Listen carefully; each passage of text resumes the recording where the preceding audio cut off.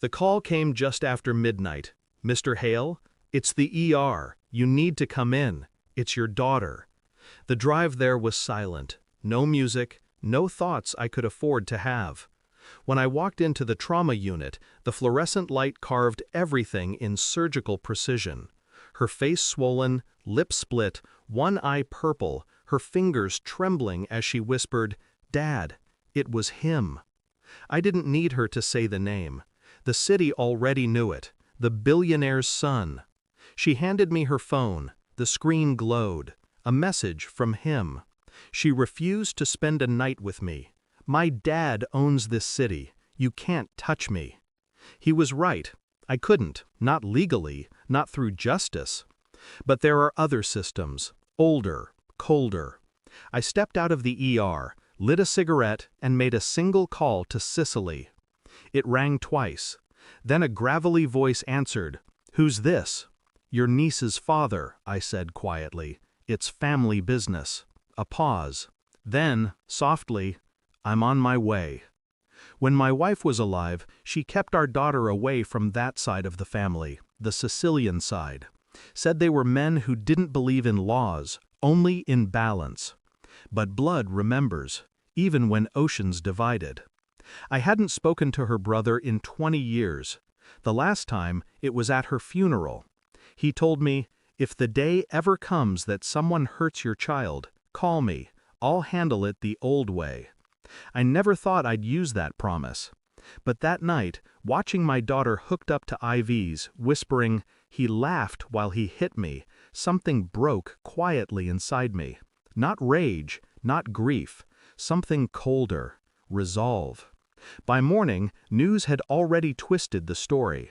Billionaire's son involved in minor altercation with woman. They called her a woman, not a girl, not a victim.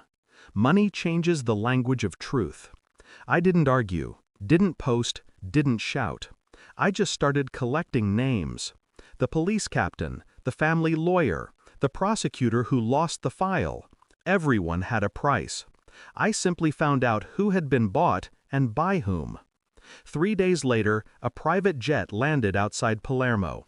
He arrived without luggage, just a long coat, an envelope, and a single line of calm that only men like him carry. My daughter never met him. I didn't tell her he was here. We met in my garage, beneath the hum of a single light bulb. He set the envelope on the table. Inside, photos, surveillance, bank statements, wire transfers from the billionaire's shell accounts to the prosecutor's office. "Your city," he said in his thick accent, "belongs to liars." I nodded. Then, "Let's take it back." He smiled faintly. "No, let's clean it." The plan was meticulous, surgical, no noise, no blood on our hands, none that could be traced, at least. He called it restructuring. I called it balance. We began with exposure, anonymous leaks, screenshots, data trails of bribery and abuse. By week's end, the billionaire's empire was trembling under the weight of its own corruption. But his son, the golden boy, was untouched, protected. That was fine. He was next. The boy lived like royalty. Penthouse, private guards, cocaine on silver trays. I watched him from across the street one night. He laughed with friends, oblivious to the storm building under his father's empire. That's when my brother-in-law told me something I hadn't expected. "The father made the call," he said. "He told the son to do it. Said the girl needed to learn her place. Power lesson. It wasn't just the son's arrogance, it was the father's cruelty. They had both orchestrated her suffering. And that changed everything." 2 weeks later, both father and son vanished. The police found the billionaire's yacht adrift off the Amalfi coast. No bodies, no blood, just silence and the faint scent of gasoline. But I know what happened, because he told me. "They begged," my brother-in-law said. "First the father, then the boy. But they begged for each other, not for themselves. Family loyalty. Until the end." He paused. "I made them watch each other drown. It seemed fair. I didn't flinch, didn't thank him, just nodded once. Justice, in its truest form, is never loud.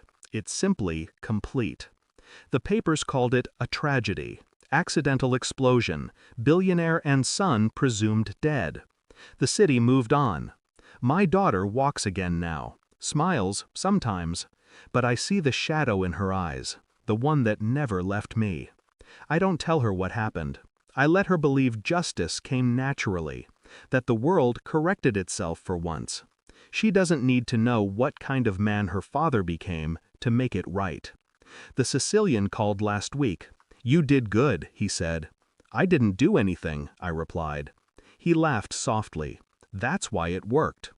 I hung up, then I walked into my daughter's room, kissed her forehead, and whispered something I hadn't said in months. "You're safe now." And for the first time in a long time, I believed it. Thanks for watching. Don't forget to like, share, and comment. Subscribe now to Cheating Stories Insight World for more amazing stories.